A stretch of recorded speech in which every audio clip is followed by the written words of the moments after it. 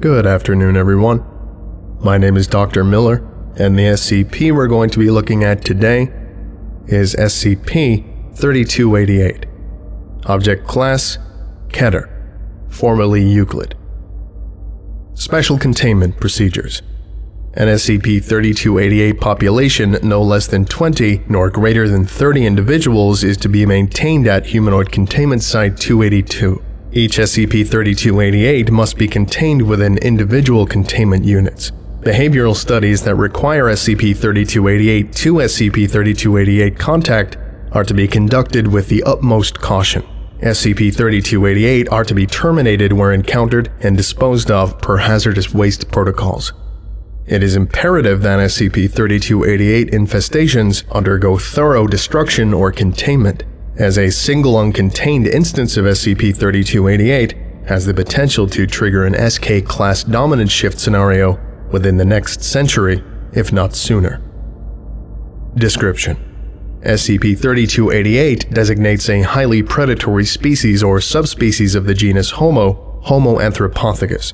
SCP-3288 display a number of abnormal characteristics and behaviors that distinguish them from the baseline species. The most common deviations include acute hyperdontia. Hyperdontia is the condition of having supernumerary teeth, or teeth that appear in addition to the regular number of teeth. And macrodontia. Macrodontia is the condition of having abnormally large teeth. An instance of SCP-3288 has teeth approximately 6 times the size of normal adult teeth, with more than 60 teeth unevenly distributed over 6 distinct rows, requiring jaws much larger than that of baseline humans. Gross mandibular prognathism. Mandibular prognathism is a potentially disfiguring genetic disorder where the lower jaw outgrows the upper, resulting in an extended chin and a crossbite. Fluctuating facial asymmetry. Dolichostenomelia. Dolichostenomelia is a condition in which the limbs are unusually long of the arms. An instance of SCP-3288 commonly has arms more than twice the length of a baseline human of similar height. Arachnodactyly.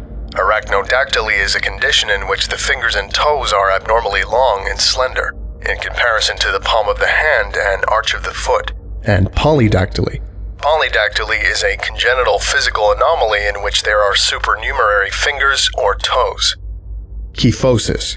Kyphosis is an abnormally excessive convex kyphotic curvature of the spine, as it occurs in the cervical, thoracic, and sacral regions. It is more commonly known as hunchback.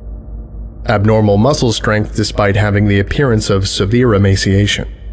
Albinism. Superior low light vision.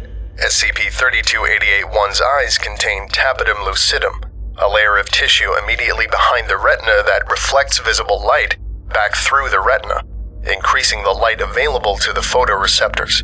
And heterochromia iridium, specifically complete heterochromia. Complete heterochromia is when one iris is a different color from the other. The eyes are notably reflective and their colors range from blue, red, purple, and yellow. A reliance on both bipedal and quadrupedal locomotion. Abnormally rapid physical growth and development. This results in a 2 to 3 week gestation period with sexual maturity being reached within 16 to 20 months. Gotchell-Gardner syndrome. Gotchell-Gardner syndrome is a rare condition in which the epidermis develops a layer of enamel. The substance tends to fracture and shift, causing pain but allowing the afflicted to remain mobile, primarily manifesting on the hands and fingers.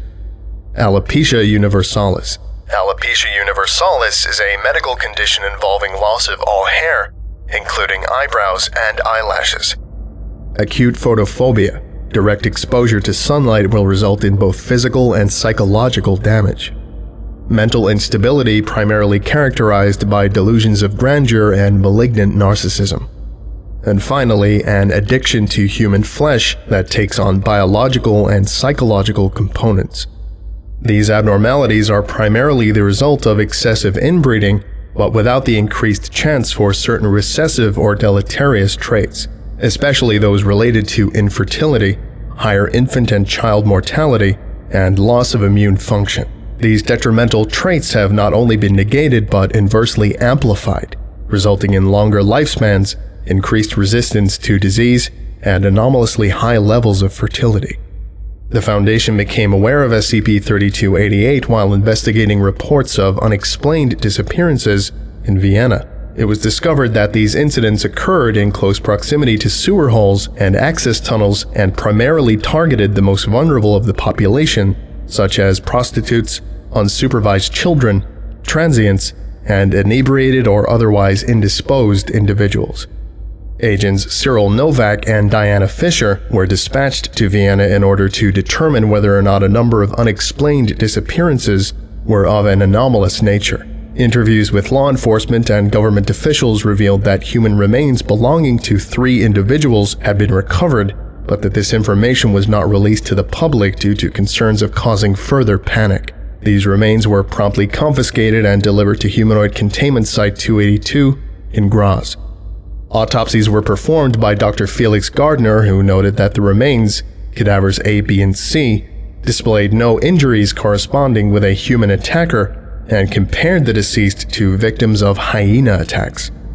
Cadaver A includes the upper torso, truncated at the center of the abdomen, and loosely attached head. The face had been rendered unrecognizable. The arms, much like the lower half of the body, were not found at the scene of the attack. Cause of death: exsanguination. Cadaver B had been disemboweled and suffered destructive trauma to the thoracic cage, which was then pried open. All internal organs of the torso were missing along with a sizable amount of flesh. Cause of death: traumatic cardiac arrest. Cadaver C was little more than a pile of shattered bones and bodily fluids. Cause of death: unknown. Dr. Gardner concluded that all sustained injuries were caused by a mix of teeth, claws, and raw physical strength. Bite marks were found to coincide with human teeth despite their abnormal size, approximately 6 times the size of normal adult teeth, and number. More than 60 teeth unevenly distributed over 6 distinct rows, requiring jaws much larger than that of baseline humans. Further analysis revealed unique patterns among the bite marks, suggesting that there existed more than one source. The entities responsible for these deaths were classified as anomalous and received the SCP-3288 designation. Mobile Task Force Sigma-6, Helsingers, was ordered to patrol the Leopoldstadt district while incognito, the district having seen the highest number of recorded disappearances. Operatives are instructed to target SCP-3288 with tracking darts and to refrain from lethal force. Field Logs: SCP-3288 L1. Field Log 1, 10/06/1988. 12 Mobile Task Force Sigma-9 operatives patrolled the Leopoldstadt district at 1800 hours, while 10 maintained watch at positions with unrestricted views of known sewer holes and access tunnels. At 0021 hours, operatives Sigma-612 and Sigma-69 reported hearing a muffled scream near the Donau Canal. The Donau Canal is a former arm of the River Danube, regulated as a water channel since 1598 within the city of Vienna, and sought to investigate the matter while requesting backup. Support arrived 3 minutes after the initial request and found the mangled remains of both operatives, as well as the half-consumed body of a local civilian. The decapitated body of Sigma-612 was pulled from the Donau Canal. Although the head was never located, his neck had sustained injuries, suggesting that it had been severed or destroyed by a single bite. A trail of blood and entrails led to Sigma-609, who had been torn in half along the waist. He had successfully crawled into an alleyway before succumbing to his injuries. The mission was deemed a success despite the loss of life, as Sigma-609 had successfully struck the SCP-3288 instance with a tracking dart, achieving the mission's primary objective. The entity had escaped into the sewers, its movements tracked until the signal began to fade, before entirely disappearing somewhere below the Hofburg. The Hofburg is the formal imperial palace in the center of Vienna, Austria, built in the 13th century and expanded in the centuries since. The palace has been the seat of power of the Habsburg dynasty, and presently serves as the official residence and workplace of the President of Austria. Due to the progressively declining nature of the signal, it is believed that the device had been brought far deeper than even the Viennese sewers should have accommodated. SCP-3288 L2. Field Log 02, 10/07/1988. Constructed in the mid-19th century, the Viennese sewers are part of a larger network of subterranean tunnels that include catacombs, abandoned wine cellars, and underground rivers. Mobile Task Force Sigma-6 operatives were divided into 4 teams of 5, 3 teams to investigate the sewers and 1 to remain standby. By triangulating on the last known location of the tracked SCP-3288, the Foundation hoped to minimize the possibility of escape and of public exposure. For this mission, while it is preferable that operatives secure and contain the threat, lethal force may be used at their discretion. At 0900, Mobile Task Force Sigma-6 operatives reached their destination without incident, but initially failed to discover anything of significance. After several hours of investigation, Sigma-604 encountered human skeletal remains while wading through waist-deep water. Closer analysis of this area uncovered a number of loose bricks, whose removal revealed an unrecorded subterranean chamber whose walls were engraved with the House of Habsburg's coat of arms. The chamber included 24 sarcophagi and was presumably a family crypt belonging to the House of Habsburg, despite there existing no records of its creation. The statues primarily depict women wearing veils over their eyes, with a single finger held to their lips. The tombs, though intricate and reflective of their status, lacked any indication as to who may have been interred within. Prying open the sarcophagi revealed the skeletal remains of over 300 infants, all displaying severe and likely fatal deformities. The original entrance had been evidently destroyed, the stairs shattered and buried in soil. At the far end of the crypt was a vault door composed of bronze, with no apparent means of access and seemingly impenetrable without proper equipment. The door displayed the House of Habsburg's coat of arms and was engraved with the words Ad Puritatem Sanguineus, translated to English for purity of blood. Mobile Task Force Sigma-6 operatives were ordered to hold their current location and await the arrival of an infiltration team. Foundation agents organized the temporary evacuation of the Hofburg and the sealing of all sewer access points throughout the city. SCP-3288 L3 Field Log 03 10/08/1988 Mobile Task Force Sigma-6 maintained shifts throughout the night, making repeated attempts to open the vault door. At 1200 hours, the surface had been fully evacuated, and an infiltration team had arrived at Mobile Task Force Sigma-6's position. The bronze gate was carved apart via oxy-fuel cutting torches over an approximately 2-hour period, bypassing intricate mechanisms, likely related to its conventional means of access, and revealing a spiral staircase.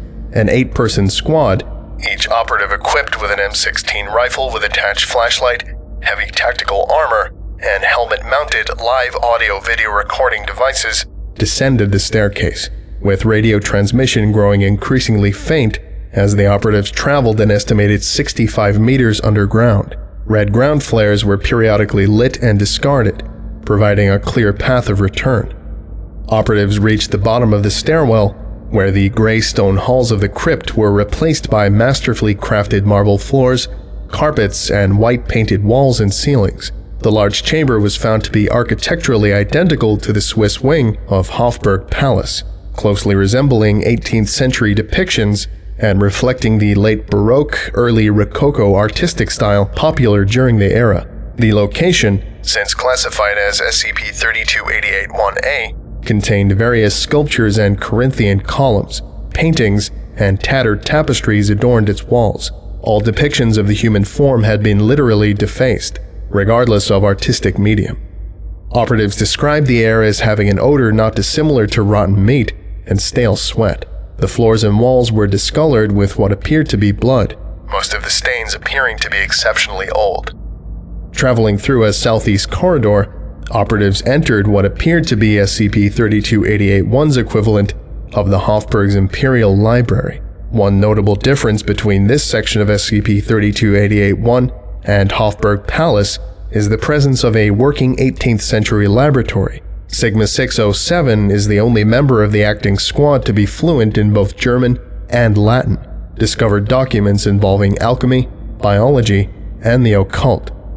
A decorative writing desk and accompanying throne were located at the far end of the chamber. The desk contained documents relating to transactions, contracts, and private journals. These documents, along with those relating to the occult sciences, were gathered and delivered to Field Command. See the SCP-3288-1 Recovered Documents subsection for further details. Operatives reached the ballroom and opera hall, describing the air as especially fetid. The aroma of perfume was also noted, though its presence did little to disguise the smell of decay. The area contained a number of instruments, standing harp, harpsichord, violins, etc., all of which displayed evidence of recent use. There were several refectory tables. A refectory table is a highly elongated table used for banquets and feasts, located through the chamber. The ballroom evidently used as a dining hall as well. Atop the tables were human remains in various levels of decomposition and culinary presentation. A bell abruptly began to toll and was followed by the automatic music of a nearby pipe organ. The discordant song played for approximately 3 minutes. When the pipe organ ceased its playing, it was followed by the sound of opening doors and an increasing number of shuffling footsteps. Operatives were ordered to find a hidden and defensible position and to deactivate their flashlights. 7 successfully hid behind the curtains of the opera hall, but Sigma 618 fell behind, having tripped over a pile of bones and forced to take cover behind a harpsichord. Sigma 601 was able to observe the entire ballroom without obstruction from the far corner of the stage curtain. The ballroom's wide gates opened, as video revealed the dim light of lanterns swaying in the hands of their shambling carriers.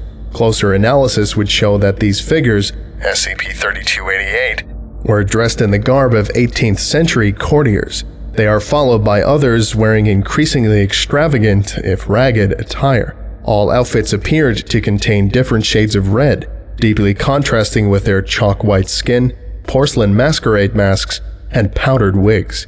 A pair of diminutive SCP-3288 entered, lagging behind the others.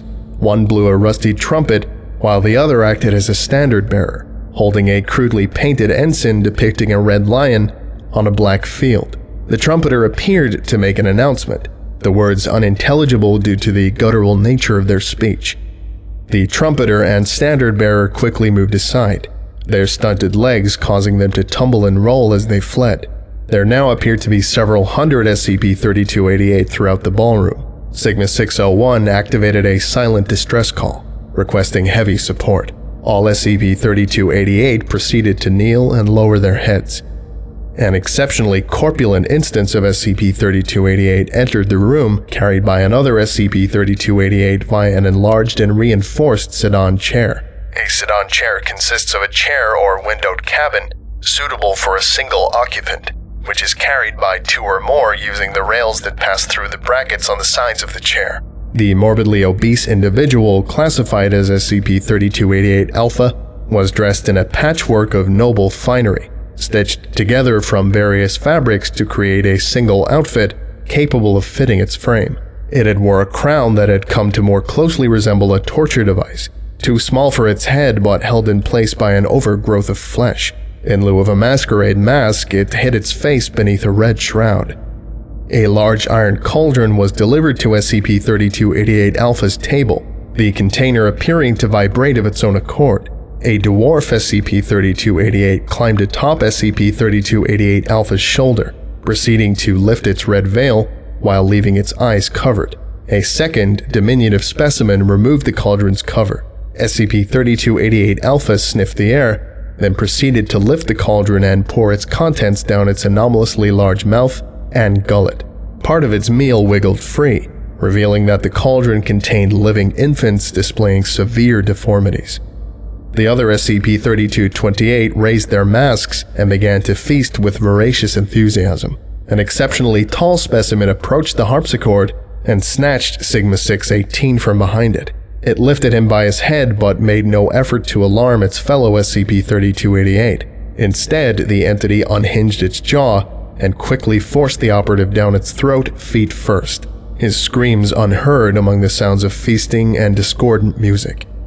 The gathering became orgiastic as the SCP-3288 turned to fornication and violence, making no distinction between the apparent age or sex of the participant, willing or otherwise. An explosion rocked the event, causing mass casualties among the SCP-3288. It is hypothesized that Sigma-618 survived his ordeal and was able to, likely after some struggle and consideration, activate an explosive device, sacrificing himself in order to terminate or otherwise incapacitate a great number of hostile entities.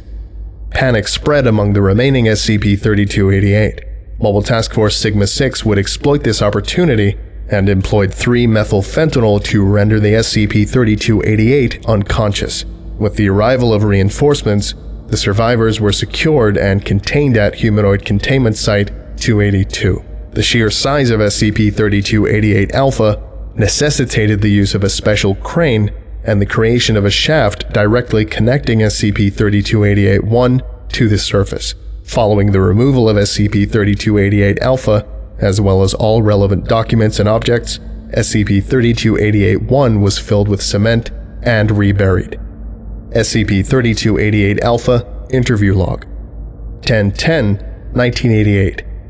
Interviewed SCP-3288-Alpha. Interviewer Dr. Tobias Moser. Forward. Despite its corpulent morbidity, 1,632 kilograms, and lack of mobility, its atrophied legs entirely vestigial, subject is considered dangerous and to be approached with the utmost caution. Subject is blind and incapable of reading or writing. The interior of its hollow sockets pushed outward to the point of prolapse.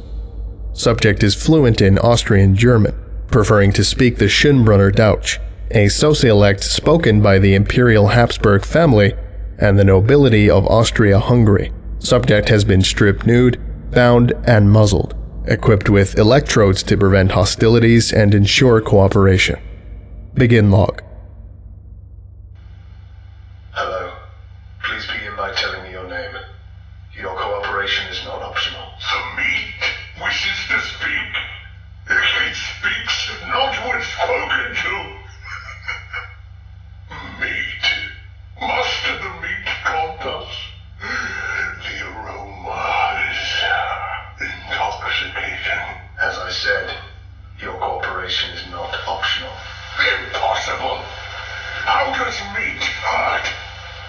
How does meat disobey? You will answer me. Is this how you wish to play? We do not submit.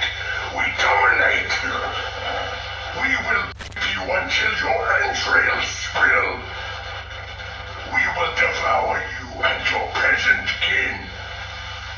Do you believe your witchcraft can harm us? Our blood is pure. Our blood is resilient.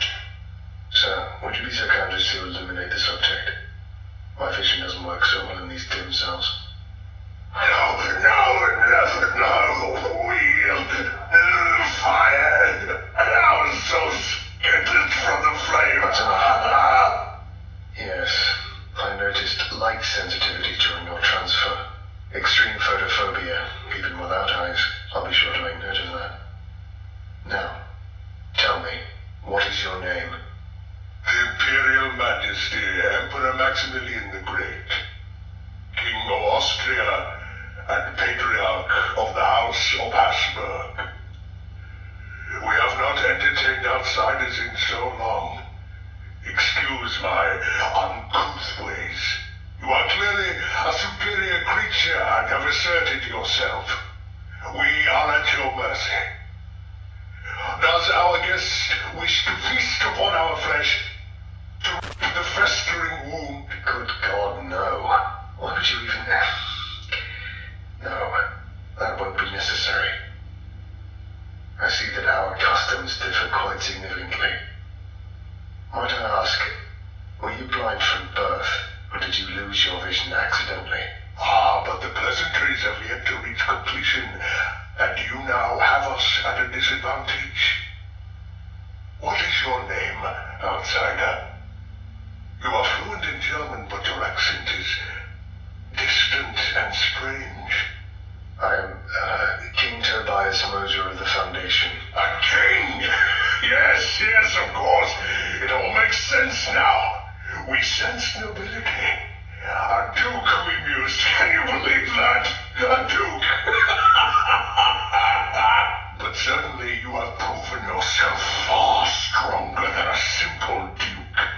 We've heard of this Foundation, a marvelous land and people, well known for its many cheeses and wines. As for our eyes, our royal true-seeing eyes, alas, we were hosting a banquet and our eyes, it seems, were too big for our stomach. Have you heard that one? Oh, the mirth. But yes, you see, the meal was too big. They warned us, of course. Oh, His Imperial Majesty, let us cut this meat for you.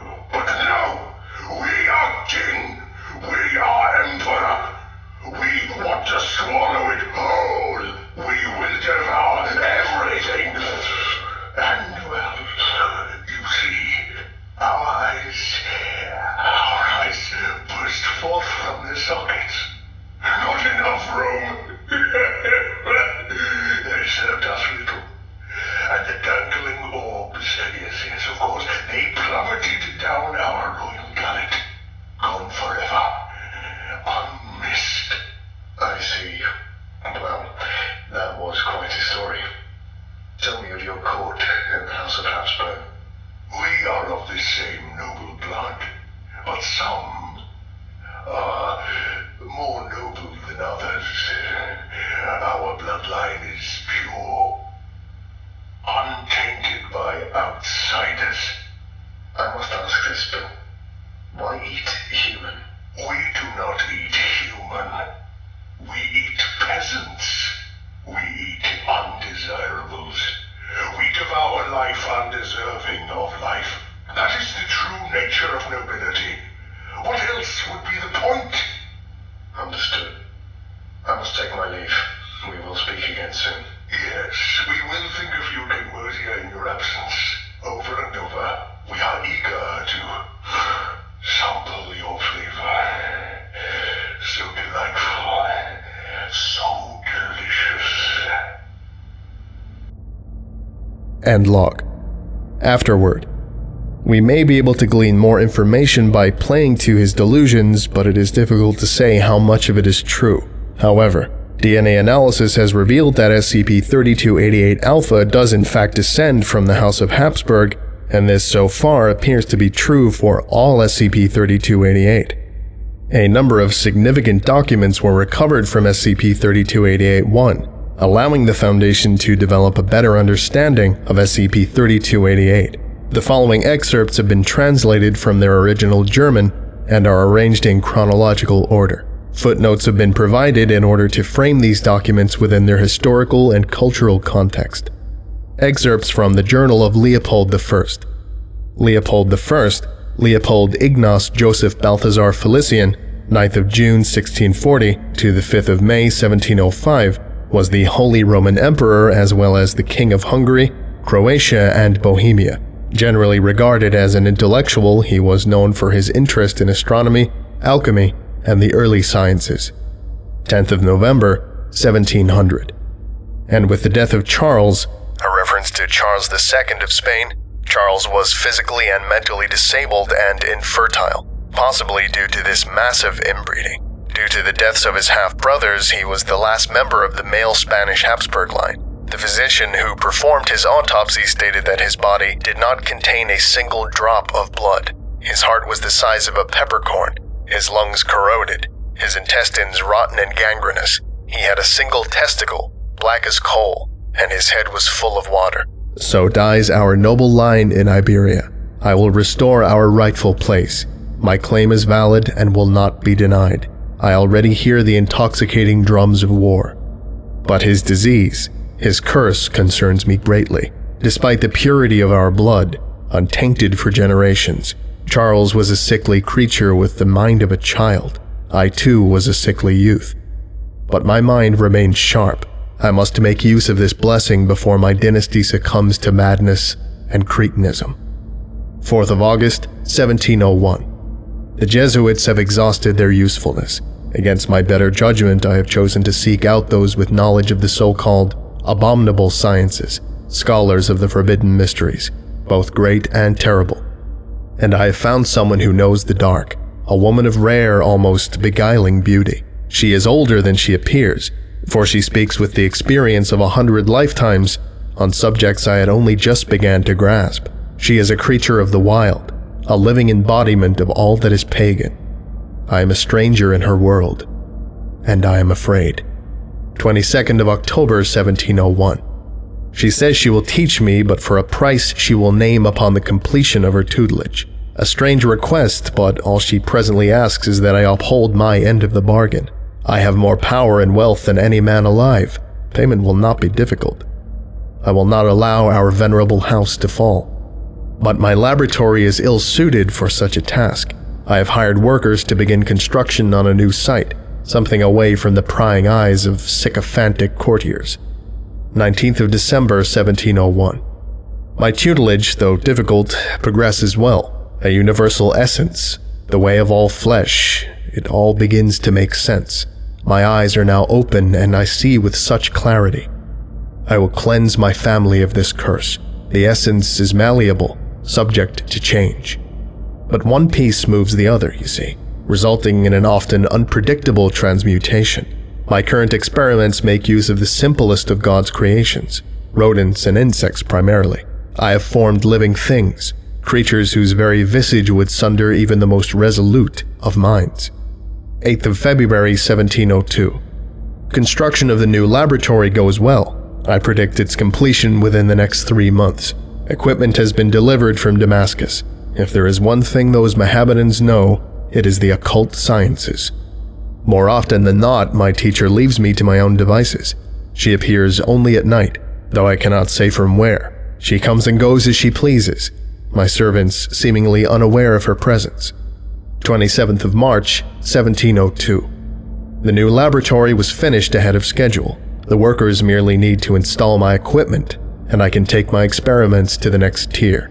But fresh materials are required, and pests will no longer suffice. I am not yet willing to experiment on my own blood, but perhaps there is another way. The workers promised secrecy, but in my dreams I see betrayal. I have come too far to allow such interference. If the church learns of this, it could ruin everything. These dreams are an omen, and I know they will consume me unless I take swift action. I know what must be done. 5th of April, 1702. My teacher is less understanding than I had expected, for even her heathen heart does not dissuade the disgust and contempt with which she now looks upon me. I did what I had to, for my family, for the purity of our blood, for the immortality of our chosen line. How could this witch understand my burden? She vows to return tomorrow for her payment. I would just have this over with. I am still a man of my word. 16th of April, 1702. I watched her burn. Her sorcery slew many of my guardsmen, but in the end she was detained and delivered to the church. The zealots, having heard my testimony, proved just as eager to see that wretched be consigned to the flames.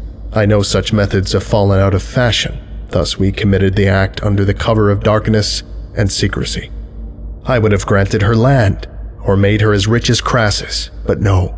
That wicked creature sought to be clever. She said I could never save my family without her aid, and demanded that I end my rule, destroy all my titles and deeds, delivering my land and wealth to the common folk. Did she really believe I would plunge my kingdoms, my empire, into anarchy? Truly, she was mad. But now, nothing remains but ash and cinder, and I may return to my great work, no longer bound by her ethical inflexibility.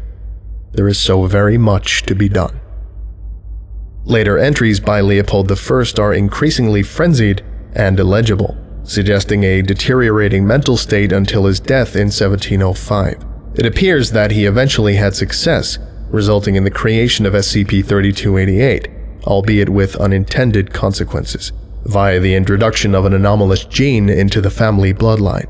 This gene allows human DNA to resist certain deleterious conditions associated with inbreeding. The House of Habsburg continued its practice of inbreeding, accelerating the development of mutations. Those with significant deformities were hidden from the public, the Habsburg monarchs eventually creating vast vaults to house them. The vault-dwelling Habsburgs continued to breed, eventually developing mutations which vastly increased their rate of reproduction, in turn increasing the chances of entirely new mutations. Those who more closely resembled baseline humans remained on the surface, while those sent below continued to adapt to subterranean life. DNA analysis has revealed that consanguinity grew increasingly more extreme over the years, further indicating that incest between parent and child, or brother and sister, had become the norm among SCP-3288 by the 19th century. It appears that the Habsburg monarchs went to great lengths to provide their vault-dwelling kin with a lifestyle just as extravagant as those above. Documents reveal the steady delivery of food, wine, and entertainment. Over time, these requests become eccentric, such as exotic animals for a menagerie, and strange, a barrel of fermented whore piss, and eventually depraved, including requests for fattened children and instruments of torture. All evidence suggests that these requests were met. It is unknown how long SCP-3288 have survived without outside assistance. One document appears to imply that the Great Plague of 1738 led to the delivery of a significant amount of feed. One document of singular importance contains a list of vaults similar to SCP-3288-1. The Foundation has used this information to locate and neutralize SCP-3228 hives, but the document itself has been the cause of concern, half of it illegible due to mold-related damage. This means that at least half of these vaults cannot be located and will continue to be a significant threat to the public. Addendum 0923, 2016. There are a growing number of reports describing violent sexual assaults and acts of cannibalism throughout Central Europe. Closer analysis of these attacks has led the Foundation to conclude that SCP-3288 are responsible for the violence. Due to the widespread nature of these events, it is feared that multiple undiscovered SCP-3288 vaults have been breached. An instance of SCP-3288 was recently captured at the Black Forest in Germany. Tracked to a derelict hunting lodge by Mobile Task Force Sigma-6, the entity was successfully secured and contained, with operatives suffering only minor casualties. 9 bound women were discovered in the basement. Only one was alive, and the cadavers displayed ruptured lower abdomens and evidence of partial cannibalization. Autopsies would reveal that the dead had been primarily consumed from within. The survivor was dirty, malnourished, and her lower abdomen was heavily swollen and visibly throbbing. The woman screamed to the operatives, pleading that they get these things out of her, along with various expletives and religious invocations. She received medical evacuation via helicopter but crashed approximately 5 minutes into its flight. 4 fetuses were discovered among the wreckage. Though heavily charred, all displayed mutations associated with SCP-3288. The recently captured instance of SCP-3288 was interrogated. SCP-3288, 6971. Interview log, 0924, 2016. Interviewed, SCP-3288, 6971. Interviewer, Dr. Elijah Varga. Forward. Subject is restrained and muzzled, and its cell is equipped for enhanced interrogation. Due to the severity of the circumstances, personnel are encouraged to use all possible means of information extraction. Interview conducted in German. Playing log now. Are there any other victims? Where are they located? We don't have time for this. Use the light. You wretched whore. I will pluck out your eyes and Put the screws in it. Tell us everything. I yield. Polly. Tell me what you know. You wish to know about the vessels. I am but a duke. The Empress. You want the Empress. Tell me about these vessels now. We are merely claiming what is ours. By the divine right of kings. The women you... The Empress. She said it was time. For 1,000 years our blood has been pure, untouched by the taint of outsiders. Why change? Why now? Our blood, it is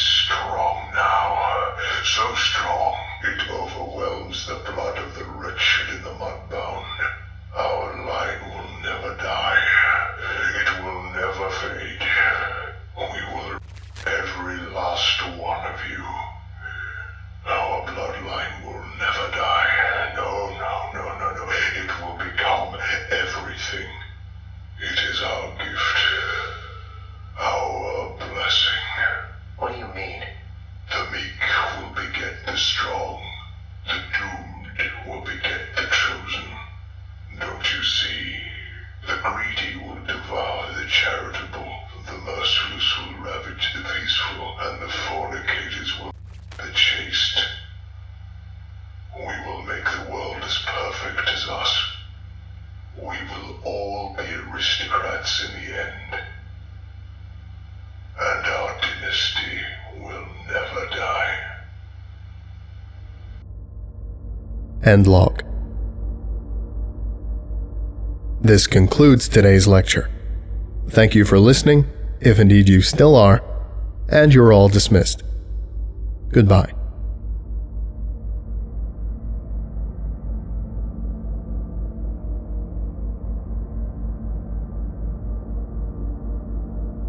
I would like to give a special thank you to Zargaran, Professor Puffer, The Morrigan, Ritalius, Karim El Ashmoui, Lily, The Almighty Fish, Gav, the Clumsy Containment Specialist, Spooky Aqua, Jebby, Pure Osmium, Sio Deodemnatus, Revenant, Brian Sanchez, Matthew Gilmore, Eric Corbidge, Longinus, James Saba, and NJ Vojak. If you would like a special thank you at the end of each of my videos, and some other cool stuff as well, visit patreon.com/The Volgan. Thank you.